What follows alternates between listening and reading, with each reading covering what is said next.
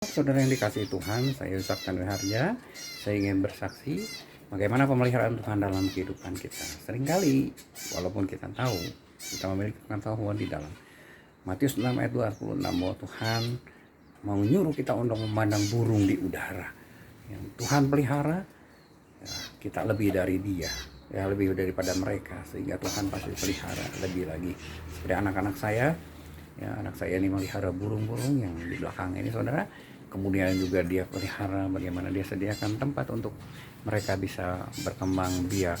Mereka juga diberikan tempat yang leluasa untuk bisa bermain, kita bisa bertengger, hidup seperti di alam aslinya. Ya, makanan juga dia sediakan setiap pagi, dia sediakan makanan, saudara, minuman juga ya dari tempat yang cukup bersih. Dan Tuhan lebih dari itu, lebih dari anak saya. Nah, seringkali pengetahuan kita membuat kita tidak bertanya kepada Tuhan dalam segala sesuatu dalam kejadian yang terjadi di dunia ini. Nah, saudara, Paulus di dalam Roma 7 ayat 1-12 ingin menjelaskan arti hukum Taurat. Tetapi sebelum itu Paulus menjelaskan terlebih dahulu hubungan kita dengan Allah kita, ya, bagaimana Kristus atau Allah kita sebagai suami, ya, dan kita sebagai istri, ya.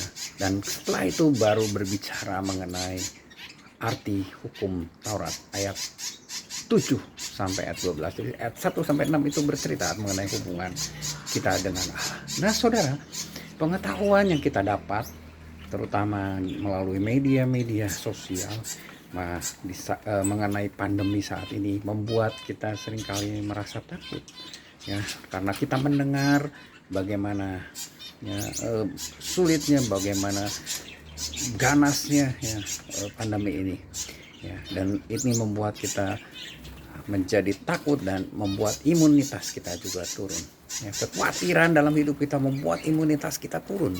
Dan Tuhan mengizinkan saya untuk mendapatkan pengertian mengenai pemeliharaan Tuhan ini.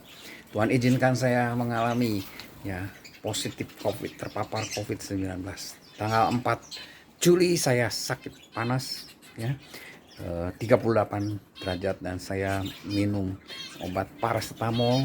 Kemudian saya minum juga obat atau antangin, ya, supaya saya mikir ini kena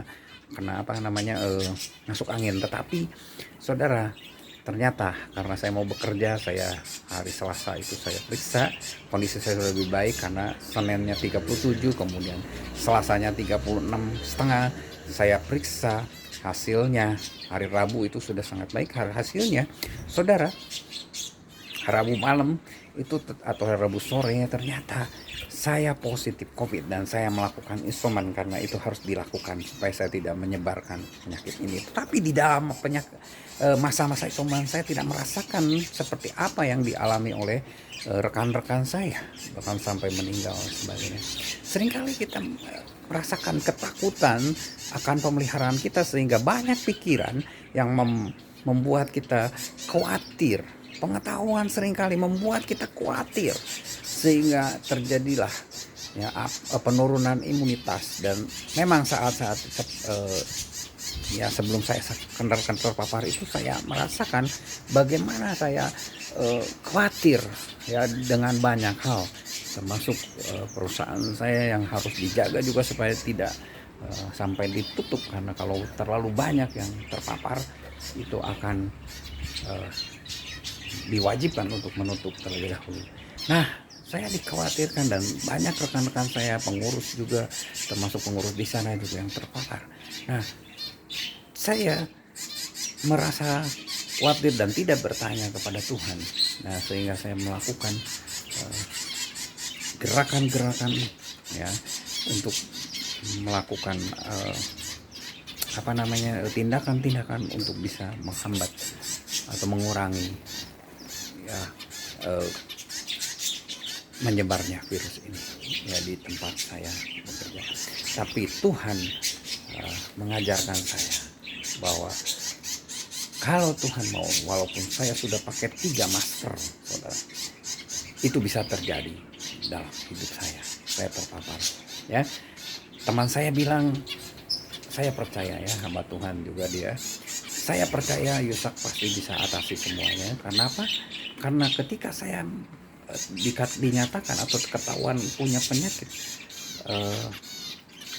tumor di otak saya, dan sampai saat ini pun, yaitu sudah 3 tahun lebih, 4 tahun ya, saya masih bisa menjalani kehidupan saya dengan ya biasa-biasa saudara, karena kekhawatiran itu memang sudah tidak ada. Tetapi sebagai manusia ada kalanya kita khawatir. Oleh sebab itu biarlah ya melalui kejadian ini kita tidak usah khawatir, karena Dia adalah Yehova Rabbah. Jangan sampai kita ya dengan pengetahuan kita tidak mengenal Dia sebagai Yehova Rabbah. Dan kalau kita mengenal dengan benar Dia Yehova Rabbah, kita akan merasakan pertolongan Tuhan. Dan sampai saat ini, sejak 21 Juli, saya sudah melakukan aktivitas saya seperti biasa. Kondisi badan saya juga cukup baik.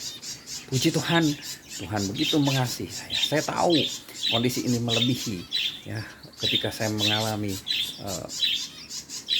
diketahui saya memiliki ya tumor di otak saya. Karena saya bilang kepada teman saya yang hamba Tuhan itu, ini berbeda ya, karena inilah peperangan mental, perjuangan yang cukup berat, karena ini menyebar buat keluarga ya, buat teman kita, buat orang-orang lain. Tetapi Tuhan kembali mengingatkan ya kita bahwa kita harus berserah penuh kepadanya, bertanya kepadanya.